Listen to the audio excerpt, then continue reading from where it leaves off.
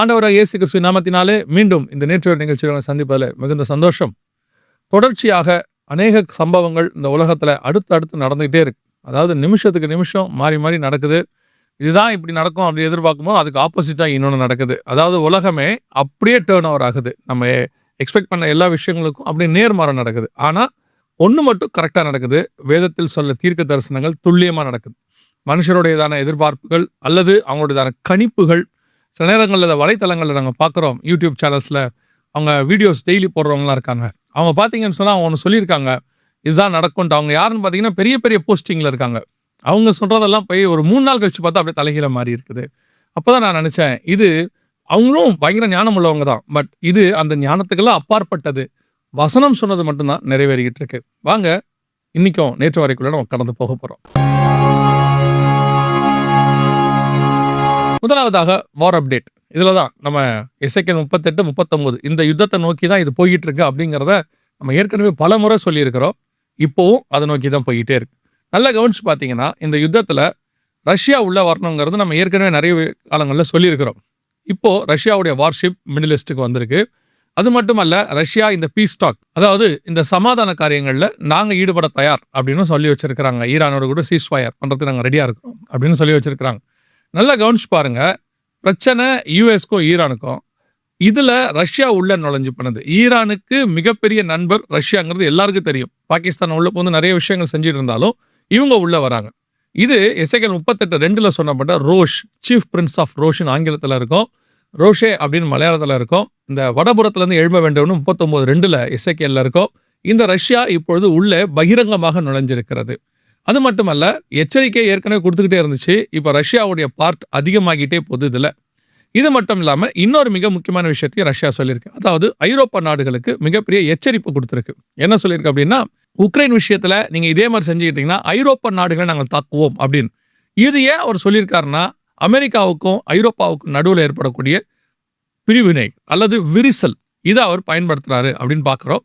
இப்போ இதை தாண்டி அதே எசேக்கியேல் 38:2 மாக்கோகு அப்படிம்போம். அந்த மாக்கோகியா பின்னாட்களில் மங்கோலியா, இந்த மங்கோலியாவுடைய பிரிவில் வந்ததா சைனா, நம்ம நாடுகள்லாம் நம்ம பார்க்குறோம். இப்போ சைனாவும் ஈரானுக்கு பகிரங்கமாக உள்ள நுழைஞ்சிருக்கு.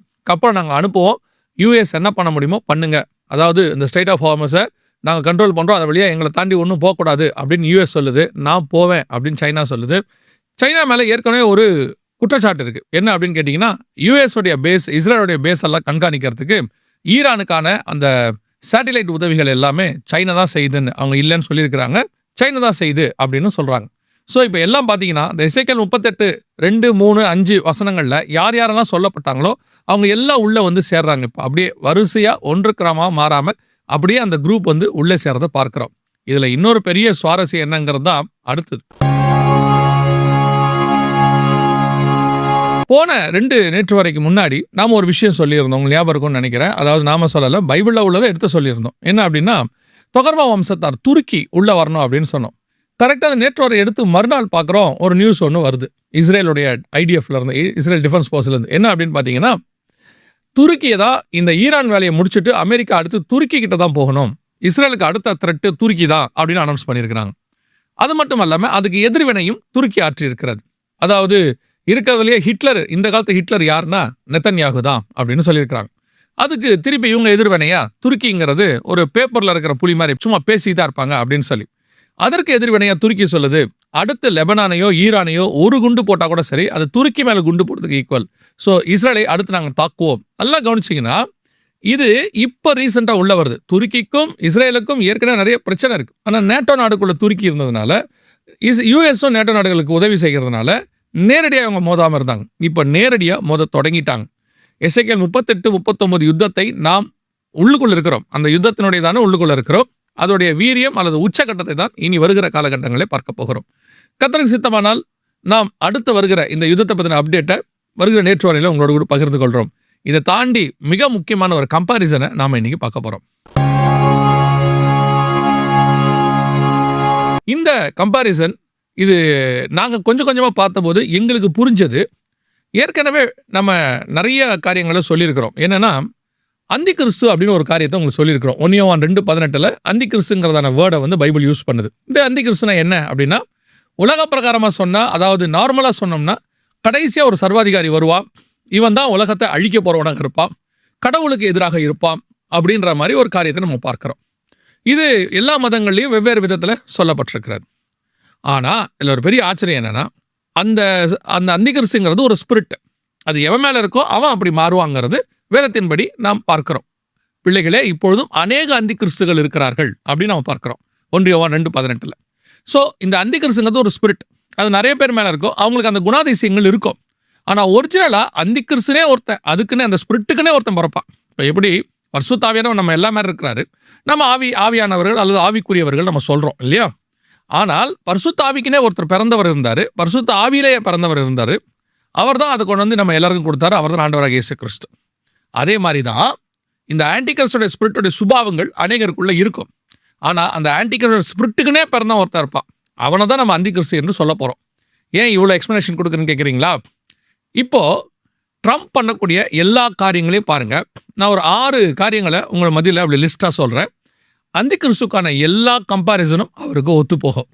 ஆனால் அவர் அந்திகிறிஸ்து அல்ல, முதல்ல சொல்லிடுறேன். இந்த எல்லா காரியங்களும் அவருக்கு ஒத்து போகுது. இது எதற்காகன்றதையும் உங்களுக்கு கடைசியாக சொல்கிறேன். முதலாவது, அந்திகிறிஸ்துவை குறித்து வேதம் சொல்லுது 13ஆம் அதிகாரம் வெளிப்படுத்தின விசேஷம் 5வது வசனத்தில், 42 மாதம் அளவும் அவன் யுத்தம் செய்வான், எல்லாரையும் ஜெயிக்கும்படி அவனுக்கு அதிகாரம் கொடுக்கப்பட்டது, அவன் சகல கோத்திரத்தையும் கண்ட்ரோலில் கொண்டு வருவான் அப்படின்னு பார்க்குறோம் 7வது வசனத்தில். இப்போ நல்லா கவனிச்சு பார்த்தீங்கன்னு சொன்னால், அந்திகிறிஸ்துக்கான அந்த ஒரு சுபாவம் இப்போ ட்ரம்ப் 2.0 அவருக்கு வந்திருக்கு. அவர் இப்போ அடுத்து ஒவ்வொரு நாடாக பிடிக்க ஆசைப்படுறாரு. கிரீன்லாண்டை கண்ட்ரோல் பண்ணணும்னு நினைக்கிறாரு, அடுத்து வந்துட்டு கனடாவை தன்னோட கூட சேர்த்துக்கொள்ளணும்னு நினைக்கிறாரு, இப்போது ஈரானை தான் கண்ட்ரோலில் கொண்டு வரணும்னு நினைக்கிறாரு, வெனின்சுலாக்குள்ளே போய் அவங்கள தூக்கிட்டு வந்தார், இப்போ இதை முடிச்சுட்டு கியூபாக்குள்ளே போகிறேன் அப்படிங்கிறாரு. நான் என் பேச்சை கேட்காட்டி உலக நாடுகள் எல்லாத்தையும் டாரிஃப் போட்டு நான் வந்து கஷ்டப்படுத்துவேன் அப்படிங்கிறாரு. இப்போ நல்லா கவனிச்சு பார்த்தீங்கன்னா, இந்த 2வது முறை ட்ரம்ப் வந்தபோது நல்லா கவனிங்க, யுத்தம் அதிகமாக நடந்துக்கிட்டே இருக்குது. ஸோ ட்ரம்ப் யுத்தத்தை பற்றி கவலைப்படவே இல்லை, அடுத்து யுத்தங்கள் நடத்திக்கிட்டே இருக்கிறார். இதில் மட்டும் பார்த்தீங்கன்னா எத்தனையோ 1000 மக்கள் செத்து போயிருக்கிறாங்க. ஆனால் அதுக்கு பின்னாடி அவர் ஒரு ரீசனை சொல்லிக்கிட்டே இருக்கிறார். இது முதலாவது பாயிண்ட். 2வது மிக முக்கியமான பாயிண்ட், வெளிப்படுத்தின விசேஷம் 13ஆம் அதிகாரம் 16-17 வசனத்தில், அந்த மிருகத்தின் முத்திரையாவது நாமத்தையாவது நாமத்தின் லக்கத்தையாவது தரித்துக் கொள்கிறவன் தவிர வேறு ஒருவனும் கொள்ளவும் விற்கவும் கூடாதபடிக்கு செய்தது. அவருடைய அர்த்தம் என்ன அப்படின்னு பார்த்தீங்கன்னா, அந்த ஒரு மிருகம் கவர்மெண்ட்டோ அல்லது ஆன்டி கிரைஸ்டோ, அவனுடையதான முத்திரை சைன், அவனுடைய பெயர், அவனுடைய ஒரு நம்பர், இது இல்லாமல் எதையும் வாங்க முடியாது, விற்க முடியாது. கண்டிப்பாக இது பின்னாடி நடக்க போகிறது தான், அதுக்கான ஆயத்தம் பண்ணி நடக்குது. ஆனால் இப்போ ட்ரம்ப் பண்ணியிருக்கிறத பாருங்கள், அமெரிக்க வரலாற்றிலேயே 150 வருஷமாக நடக்காத ஒரு சம்பவத்தை அவர் செஞ்சிருக்கிறார். என்ன அப்படின்னு கேட்டால், தன்னுடைய கையெழுத்து எல்லா ரூபா நோட்லேயும் வரணும் அப்படின்னு செஞ்சிருக்கிறார். அதாவது ரூபா நோட்டுகள் எல்லாம் ட்ரம்ப்புடைய சைன் இருக்கணும் அப்படின்னு. இது ஒரு வகையான ஆன்டி கிரைஸ்டோடைய சுபாவம். தன்னுடைய சைன் எல்லா இடத்துலையும் இருக்கணும். இது வந்து தன்னுடைய பெருமையை காட்டக்கூடியது, அல்லது தன்னுடைய பேர் நிலைத்திருக்கணும் அப்படின்னு நினைக்கக்கூடியது. நம்ம பேரை பெருமைப்படுத்துகிற ஆண்டவர் தானே. இப்போ இவரை பார்த்தீங்கன்னா நல்லா வெளிப்பரமாக இந்த காரியத்தை செஞ்சுக்கிட்டே இருக்கிறார். இது 2வது பாயிண்ட். 3வது பார்த்தீங்கன்னா, அகைன்ஸ்ட் டு போப். அவன் வரும்போது என்ன செய்வான் அப்படின்னு பார்த்தீங்கன்னா, வெளிப்படுத்தல் 17ஆம் அதிகாரத்தில் 18ஆம் அதிகாரத்தில் 7 மலை உள்ள நகரத்தை அவன் எதிர்த்து, அந்த மலையை, அதாவது இப்போ நம்ம பார்க்கறது ரோம், வேட்டிகன் எல்லாத்தையும் சொல்கிறேன், அதை அவனை எதிர்த்து அந்த நகரத்தை தீக்கிரையாக்கி போடுவான் அப்படின்னு பார்க்குறோம். நல்லா கவனிச்சிங்கன்னா, இப்போது ட்ரம்ப் வந்து போப்பை எதிர்க்க ஆரம்பிச்சிருக்கிறார். அதாவது போப் வந்து என்ன சொன்னார்னா, யுத்தம் வேண்டாம், அதான் சொன்னார். சரியாக பைபிள் படி பார்த்தா இந்த மாதிரி யுத்தம்லாம் பண்ணக்கூடாது அப்படின்னு அவர் சொன்னார். ட்ரம்ப் அதற்கு அகைன்ஸ்டாக ஒரு எதிர்வினை ஆற்றியிருக்கிறார். எதிர்வினை ஆற்றுறது மட்டுமல்ல, தனிப்பட்ட முறையில் 1 to 1 போப்பை திட்டியிருக்கிறார். அவர் மட்டுமல்ல, துணை ஜனாதிபதி வேன்ஸ், அவரும் அவரை போப்பை கொஞ்சம் பேசியிருக்கிறார். ஆனால் உண்மையிலே பார்த்தா வேன்ஸ் வந்து கத்தோலிக்கர், அவர் கத்தோலிக்க மதத்துக்கு கன்வெர்ட் ஆனவர். அவர் என்ன பண்ணியிருக்கிறாரு அப்படின்னு சொல்லி கேட்டிங்கன்னு சொன்னால், போப்புக்கு எதிர்வினை ஆற்றியிருக்கிறார். ஆனால் வேன்ஸ் வந்து கத்தோலிக்கத்தில் கன்வெர்ட் ஆகி ஒரு புக்கே எழுதி, அவர் வந்து ரிலீஜியஸ் மேன் அப்படின்னு சொல்லி ஒரு நல்ல பேர் வாங்கினவர்.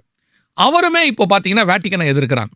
ஆன்டி கிரைஸ்ட் வரும்போது வேட்டிக்கனை எதிர்ப்பாங்கிறது ஒரு மிக முக்கியமான காரியம். அடுத்து 4வதாக, ஆன்டி கிரைஸ்ட் வரும்போது தன்னைத்தான் தேவன் என்று காண்பிக்கிறவனாக இருப்பான் அப்படின்னு பார்க்கிறோம்.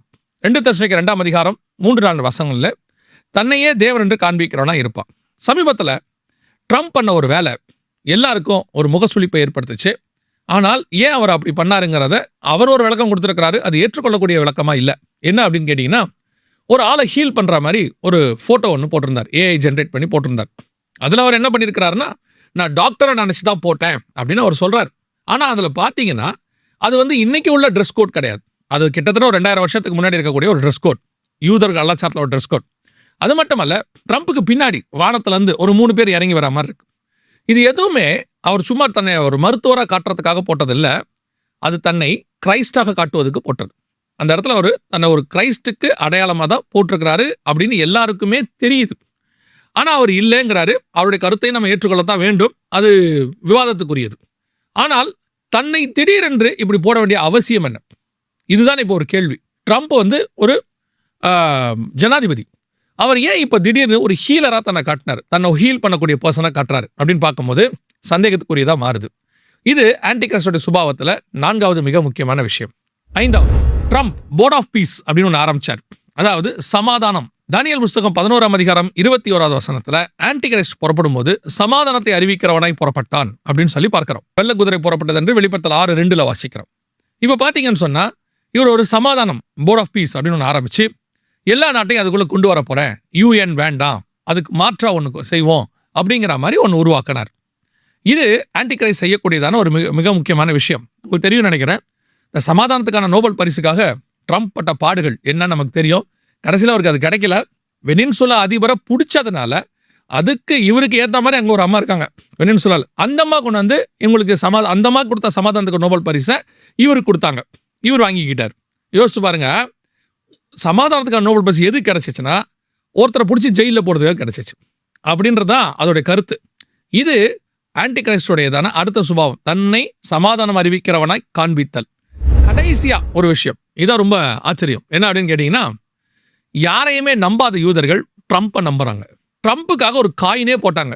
எருசலேம் அவர் கொடுத்தாரு அப்படின்றது ஒரு காயின் போட்டாங்க. இப்போ மட்டுமல்ல, ட்ரம்ப் அடுத்து இந்த தேவாலயத்தை கட்டி கொடுக்கறதுக்கான இடம், அந்த இடத்த செஞ்சிருவாரு அப்படின்னு ஒரு பெரிய நம்பிக்கையில் இருக்காங்க.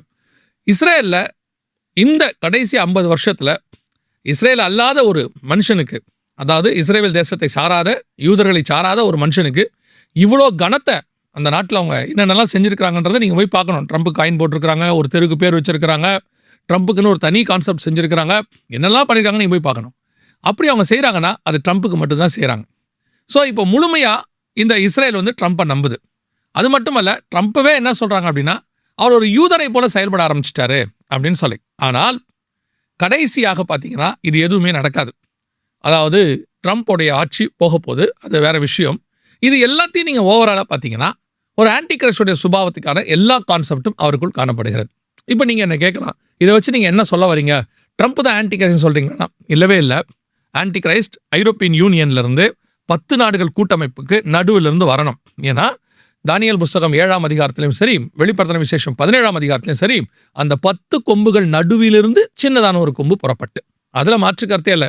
அதற்கு 7 தலை இருக்கணும், 7 மலை உள்ள நகரம் இருக்கணும்னு பைபிள் சொல்லுது. கன்ஃபார்மாக அது யூரோப்பியன் யூனியன், அதுலேயும் இட்டாலி, அதுலேயும் ரோம், அதுலேயும் அது ரோமை சுற்றி இருக்கிற 7 மலைகளாக தான் இருக்கணும். இப்போது நீங்கள் நல்லா கவனிச்சு பார்த்தீங்கன்னா யூஎஸ்க்கும் இட்டாலிக்கும் பிரச்சனை போயிட்டே இருக்குது.